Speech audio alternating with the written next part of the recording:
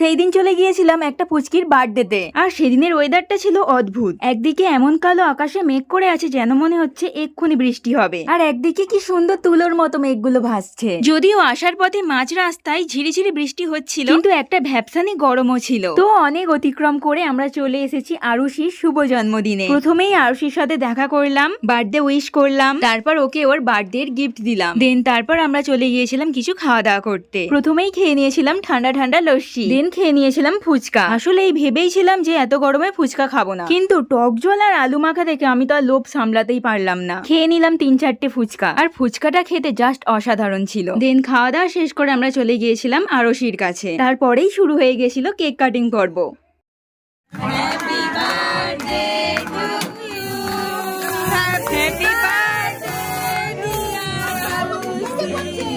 তো তারপর খাওয়া দাওয়া করে আরশিকে টাটা বাই বাই করে চলে এসেছিলাম বাড়ি, যেটার ভিডিও করা হয়নি তাই তোমাদের দেখাতে পারলাম না।